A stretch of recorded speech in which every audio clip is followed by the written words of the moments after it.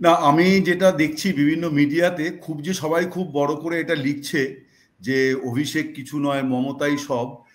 বিভিন্ন সিদ্ধান্ত থেকে সেটা আসছে, কিন্তু পাবলিকের মধ্যে, জনসাধারণের মধ্যে যে আলোচনাটা আছে, বা বিরোধী দলের অনেকে এটা বলার চেষ্টাও করেন, তারা বিভিন্ন অনুষ্ঠানেও বলেন যে দুটো পাওয়ার সেন্টারের মধ্যে লড়াই হচ্ছে।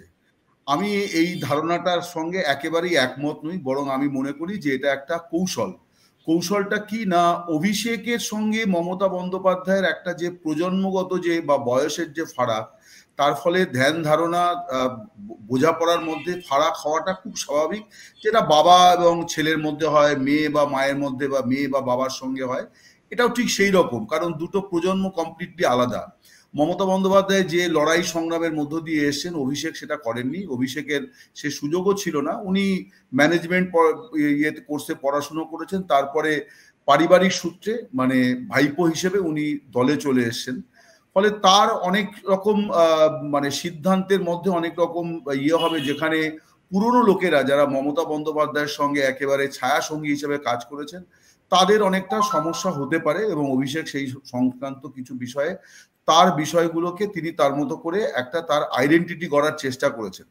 কিন্তু এটার মানে আমার যেটা মনে হয়, যেটা বাজারে যে আলোচনাটা, আমি সেটার সঙ্গে একমত নই, বরং আমার মনে হয় যে মমতা বন্দ্যোপাধ্যায় খুব কৌশল নিয়ে এগোচ্ছেন। সেটা হচ্ছে যে অভিষেক বন্দ্যোপাধ্যায়ের সঙ্গে যাদের সমস্যা হচ্ছে, উনি ঠিক সেই জায়গাতে যে একটুখানি হস্তক্ষেপ করেছেন, সবাইকে একটা মেসেজ দেওয়া যে আমি আছি। কিন্তু আবার গাড়িটাকে মানে মেন লাইনে নিয়ে এসে উনি কিন্তু অভিষেককেই ড্রাইভারের আসনে বসিয়ে দেবেন। মানে গাড়িটা একটুখানি ডিরেলড হয়েছে, একটু কাত হয়েছে, উনি ওটাকে তুলে এনে আবার বসিয়ে দেবেন। এবং এটা উনি করছেন দুটি কারণে বলে আমার মনে হয়। আমি জানি না এটা ভবিষ্যতে মিলবে কিনা। আমার এক নম্বর যে কারণটা, সেটা তো বোধহয় সকলেই একমত হবেন, যে পরিবারবাদ এই ব্যাপারটাকে তিনি খানিকটা কাউন্টার করার চেষ্টা করছেন, যে অভিষেক তার নিজের যোগ্যতাতেই দলের এই পদে আছেন। আমি এই বক্তব্যটার সঙ্গে দ্বিমত পোষণ করি না। অভিষেক বন্দ্যোপাধ্যায় অনেক ক্ষেত্রেই মানে তিনি প্রমাণ করেছেন যে তিনি, তার মধ্যে একটা নেতৃত্বের গুণ আছে। তো আগামী দিনে মমতা বন্দ্যোপাধ্যায় যে বার্তাটা এখন দিচ্ছেন, যে দলে উনি কারোর জন্যই, মানে অভিষেকের জন্য উনি যে একেবারে চোখ বুজে থাকেন এরকম নয়, সবাই সমান। কিন্তু ফাইনালি কিন্তু অভিষেকের হাতেই এই বিয়েটা আসবে, মানে তৃণমূলের রাশ। যেটা আমি বলছিলাম, যে সামান্য কাত হয়েছে, উনি আবার সোজা করে লাইনে দিয়ে দেবেন, এবং ড্রাইভারের মানে সংগঠনের চালক কিন্তু অভিষেকই হবেন।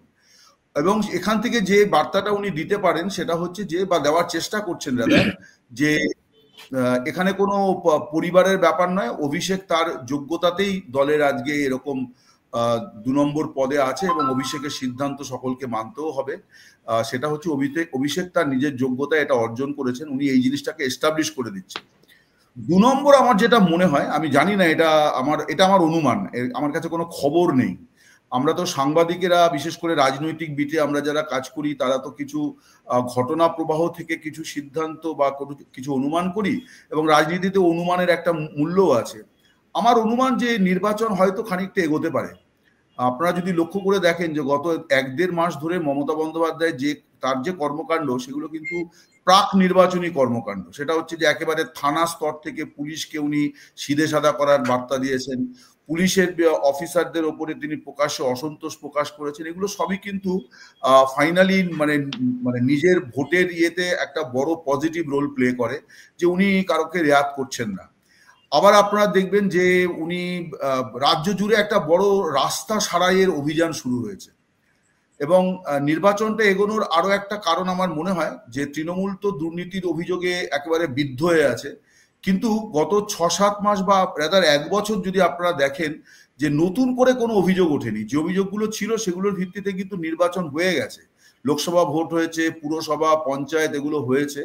নতুন করে কিছু হয়নি, বরং অভিযুক্তরা ছাড়া পাচ্ছেন। অনুব্রত মণ্ডল মুক্ত, জ্যোতিপ্রিয় মণ্ডল হয়তো জামিন পেয়ে যাবেন। একমাত্র পার্থ চট্টোপাধ্যায়কে নিয়ে তৃণমূলের কোনো মাথা ব্যথা নেই, বাকি সবার ব্যাপারে আছে, এবং তারা একে একে একে একে জেল থেকে ছাড়াও পাচ্ছেন। ফলে দুর্নীতির যে ইস্যুটা, সেটা কিন্তু পাল্টা বিজেপির দিকে ঘায়েল করবে, যে কি হলো, মানে সিবিআই কি করলো।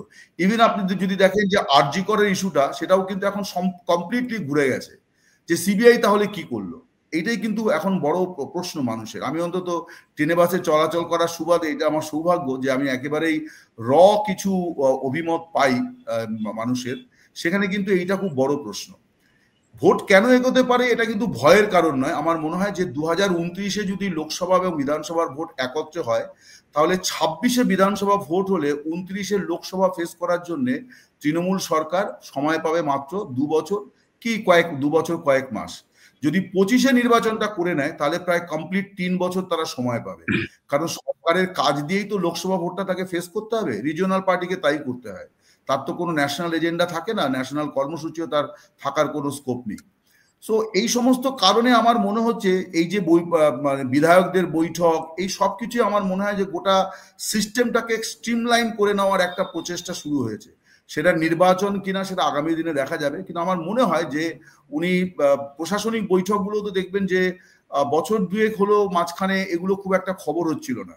খবর কিন্তু তখনই হয় যখন চিফ মিনিস্টার ডাইরেক্টলি বকাঝকা করেন, কারোর প্রতি অসন্তোষ ব্যক্ত করেন, এইগুলো আবার সেটা কিন্তু শুরু হয়েছে।